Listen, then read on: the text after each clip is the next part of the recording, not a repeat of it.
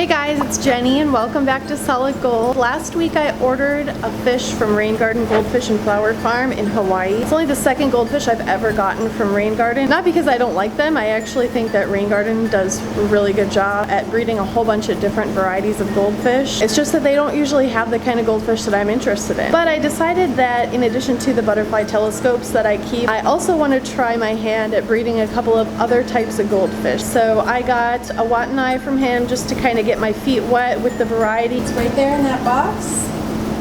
Came FedEx 2-day shipping from Hawaii. He's gonna go in one of my 40-gallon breeder tanks, which I have some other fish right now, and I just have one fish per tank, mainly just to keep it cycled. I had a big goldfish in here. I moved her, actually it was Sophie, one of my big female red and white butterflies.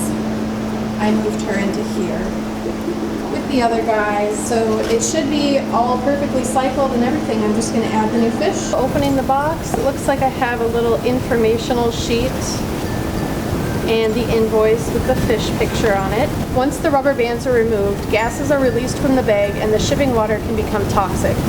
We suggest that after the bag is opened, you immediately transfer the fish to the tank or pond without further acclimation. If you feel obliged to do further acclimation, please limit it to just a few minutes, not hours. I just want to take a minute to really explain this to you guys because this is something I get a lot of questions on with my unboxing videos, because I always just take the fish right out of the bag and put it in the tank after, of course, floating the bag in the water to acclimate the temperature. I don't do any, pouring new water in over the course of 10 minutes or anything like that. And some people don't understand why that is, but actually when the fish is being transported, it's excreting ammonia in the shipping bag and also CO2. Now what the CO2 does actually is help to keep the pH in the water down, which is actually good in this case because, as we know, at a higher pH ammonia is much more toxic, and at a lower pH the same amount of ammonia is less toxic. So the CO2 being in the shipping bag is actually a good thing in this case because it helps to keep that ammonia bound up and less toxic that the fish has been excreting during travel. As soon as you open the bag by taking the rubber band off and expose it to the air, the CO2 starts leaving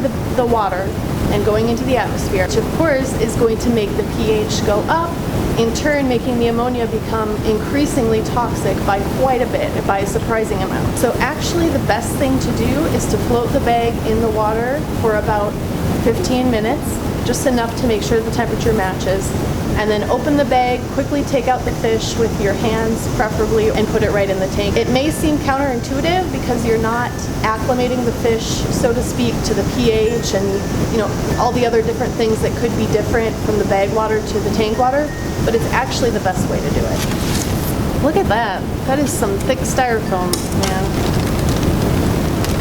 And here's my beautiful new fish.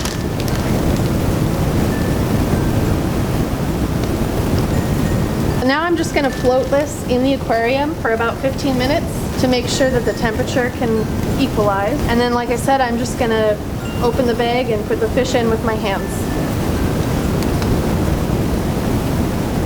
Alright, it's been 15 minutes, so I am opening up the bag.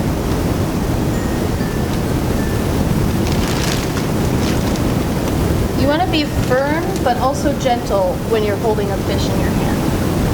I'm very happy with the condition he arrived in. He started swimming around pretty much right away, didn't really act like shipping had stressed him out too much. I will say though, one thing that I've noticed about Rain Garden is when you compare the quality of the fish to the quality of fish that other places are selling, I think that Rain Garden's fish are usually a little bit overpriced, but in my case I was willing to pay what I thought was kind of a high price for this fish because to me it's valuable as a future breeder fish. So I would definitely recommend Rain Garden. Just keep in mind that they do tend to be a little bit pricey for the quality of the fish. Thank you guys for watching another Solid Gold video, and until next time, stay gold.